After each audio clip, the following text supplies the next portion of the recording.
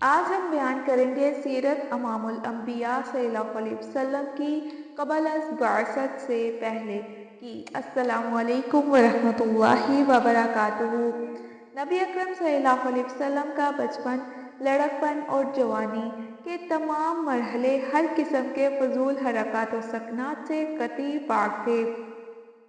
اس زمانے میں کام کاج میں یا کسی بھی ضرورت کے وقت تہمت اتار دینا معمولی بات تھی، مگر نبی صلی اللہ علیہ وسلم نے بعثت سے قبل بھی ایسا کوئی واقعہ سرزد نہیں ہوا، بلکہ بخاری اور مسلم شریف میں روایت موجود ہے کہ تعمیر کعبہ کے دوران میں جب آپ صلی اللہ علیہ وسلم اپنے چچا حضرت عباس رضی اللہ تعالیٰ عنہ کے ساتھ پتھر اٹھایا کرتے تھے اور کندھوں پر کوئی کپڑا نہ ہونے کی وجہ سے شان مبارک زخمی ہو گئے تو آپ صلی اللہ علیہ وسلم کے چچا نے از راہ شفقت کہا، اپنا تہمت اتار کر اپنی گردن پر رکھ لیں تاکہ پتھر سے بچ جائیں۔ تو ان کی اس نصیحت پر عمل کرنا ہی تھا کہ آپ صلی اللہ علیہ وسلم زمین پر گر گئے۔ آپ صلی اللہ علیہ وسلم کی آنکھیں آسمان کی طرف جم گئیں اور آپ صلی اللہ علیہ وسلم نے فرمایا، میری چادر، میری چادر۔ فوراً آپ صلی اللہ علیہ وسلم کو چادر دی گئی تو آپ صلی اللہ علیہ وسلم نے باندھ لی اور اس کے بعد تا حین حیات آپ صلی اللہ علیہ وسلم کبھی عریاں نہیں دیکھے گئے۔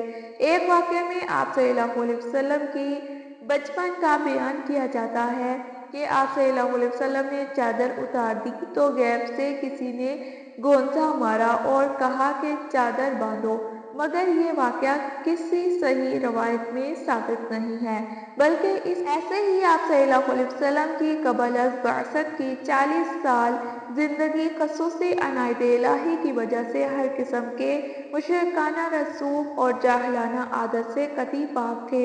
ایک دفعہ قریش نے آپ صلی اللہ علیہ وسلم کے سامنے کھانا لا کر رکھا۔ یہ کھانا بتوں کے چڑھاوے کا تھا اور جو جانور ذبح کیے گئے تھے وہ کسی بت کے نام پر ذبح کیے گئے تھے۔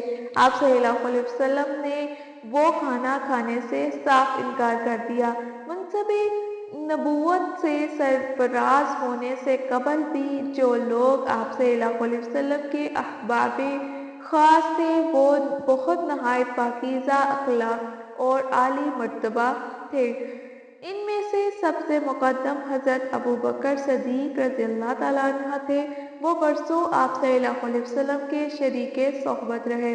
حضرت خدیجہ رضی اللہ تعالیٰ عنہ کے چچیرے بھائی حضرت حکیم بن حزام رضی اللہ تعالیٰ عنہ جو قریش کے نہایت معزز رئیس تھے، وہ بھی آپ صلی اللہ علیہ وسلم کے احباب خاص میں تھے۔ حرم کا منصب رفادہ انہی کے ہاتھ تھا اور دارالندوہ کے بھی وہی مالک تھے جو اسلام کے بعد حضرت امیر معاویہ رضی اللہ تعالیٰ عنہ کے ہاتھ 1,00,000 درہم میں بیچ دیا اور یہ کل رقم خیرات کر دی۔ یہ نبی اکرم صلی اللہ علیہ وسلم سے عمر میں 5 برس بڑے تھے۔ وہ طویل مدت تک دولت ایمان سے محروم رہے مگر نبی اکرم صلی اللہ علیہ وسلم سے برابر محبت کیا کرتے تھے۔ بالآخر توفیق الہی شامل حال ہوئی تو 8 ہجری میں اسلام لائے۔ ایسے ہی حضرت ضماد بن ثعلبہ ازدی رضی اللہ تعالیٰ عنہ جو طبیب و جراح تھے اور حضرت قیس بن سعد مخزومی جو تاجر اور نبی اکرم صلی اللہ علیہ وسلم کے شریک تاجر تھے، یہ دونوں بھی آپ صلی اللہ علیہ وسلم کے احباب خاص میں سے شمار ہوتے تھے۔ نبی اکرم صلی اللہ علیہ وسلم کے مبعوث ہونے سے قبل فیض الہی عرب میں پھیلنا شروع ہو گئی تھی، حتیٰ کہ چند طالبان حق اور متلاشیان صراط المستقیم نے شرک اور بت پرستی سے انکار کر دیا تھا۔ ان میں سے قیس بن ساعدہ، ورقہ بن نوفل، عبید اللہ بن حجش، عثمان بن حویرث اور زید بن عمر بن نفیل خاص طور پر قابل ذکر ہیں۔ ان میں سے نبی اکرم صلی اللہ علیہ وسلم نے زید سے ملاقات کی تھی جس کا ذکر صحیح البخاری میں موجود ہے۔ ورقہ بن نوفل چونکہ حضرت خدیجہ رضی اللہ تعالیٰ عنہ کے برادر ذات تھے اور مکہ میں ही रहते थे, इनसे भी आप सल्लल्लाहु अलैहि वसल्लम की मुलाकात मौजूद है। बल्कि बाज़ रवायात से पता चलता है कि आप सल्लल्लाहु अलैहि वसल्लम से इनकी गहरी दोस्ती थी। अच्छे अहबाब का इंतखाब साफ सुथरे किरदार का सबूत होता है और आप सल्लल्लाहु अलैहि वसल्लम क़ब्ल अज़-बअसत भी इस मुमताज़ मकाम पर फाइज़ थे। एक रवायत में आप सल्लल्लाहु अलैहि वसल्लम फरमाते हैं अहले जाहिलियत के अफ़आल में से किसी फ़ेल का इर्तिकाब करने का मैंने 2 मरतबा के सिवा कभी इरादा नहीं किया, और इन 2 मरतबा भी जो इरादा किया तो अल्लाह ताला ने मेरे और इस फ़ेल के माबीन हाइल हो गए, फिर मैंने कभी इरादा भी नहीं किया, यहाँ तक कि अल्लाह ताला ने मुझे शर्फ़ रिसालत से नवाज़ दिया।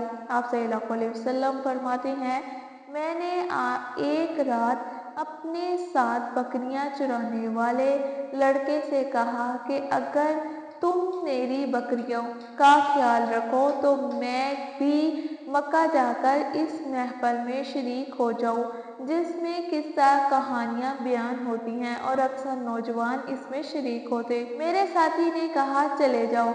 मैं वहां से चला और जब मक्का के पहले ही घर के करीब पहुंचा तो मैंने आलाते मौसीकी की आवाज़ सुनी। किसी से पूछा कि ये क्या है तो इसने बताया कि यहाँ फलां शख्स की शादी फलां लड़की से हो रही है। मैं भी वहाँ बैठ गया, मगर बैठते ही अल्लाह ताला ने मेरे कानों से कुव्वत समात छीन ली और मैं वहीं सो गया। फिर मुझे वहाँ से सूरज की गर्मी ने ही उठाया।